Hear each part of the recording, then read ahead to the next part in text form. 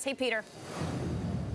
Lisa, thanks very much. Joined here by Congressman Brady. He's the vice chair of the Joint Economic Committee, which today heard from Chairman Bernanke. Thanks for the time. Appreciate it. Thank you, Peter. First of all, your impression of what you heard from Chairman Bernanke wasn't the rosiest picture for the U.S. economy. No, it certainly wasn't for the economy. But what I heard sort of an overarching theme is one, Europe matters and deficits matter. He made a key point that he is concerned about Europe's potential financial crisis, creating and generating a double-dip recession in the U.S. And obviously, he made the case Congress needs to do more on deficit reduction and sustainable paths. So I think both of those points were what lawmakers, frankly, wanted to hear about. Are you satisfied with what you heard from the chairman in terms of the defense of what the Fed's done, including the most recent move, this Operation Twist? You've raised questions about some of those Fed moves. Yeah, I really think they're trying to do too much, and they're not the problem. I think the problem is on the fiscal side, the uncertainty side of the economy.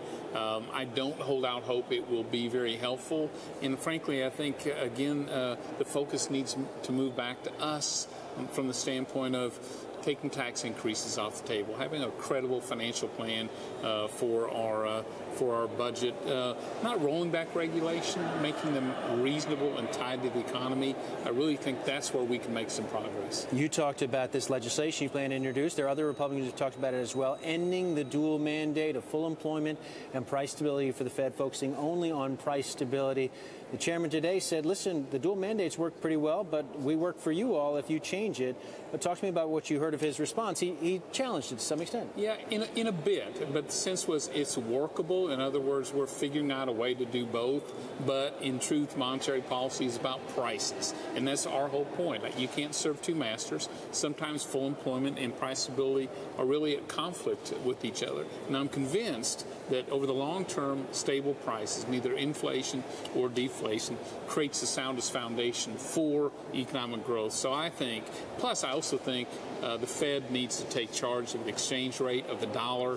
The value of the dollar is key to pricing. That belongs in the Fed, not the Treasury, and we think we'll get some support for that. Some support. Have you gotten any indication from the congressional leadership, the House leadership here, Speaker Boehner, that this is legislation that actually could be considered on the House floor this year? Not yet, simply because we're introducing it, and for the most part, our focus on jobs and the economy has really been on the fiscal side of issues right now. But we have a great relationship with the Speaker. They've been a big part of the Joint Economic Committee's efforts and goals, so we're going to approach him in the coming weeks. There have been some on the Republican presidential campaign trail who said it's time for Ben Bernanke to go. He should be fired. Some of them have suggested.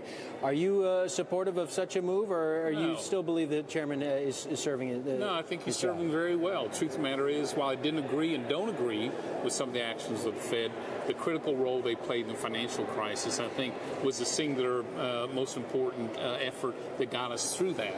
I'm not a fan of QE2. I'm not a fan of this new Operation Twist. I really think, again, they're trying to do way too much. But Chairman Bernanke is not the problem. I think, from my standpoint, I think the failed leadership by the White House, that's the problem. Well, let me ask you about another issue where there might be some agreement between Democrats and Republicans.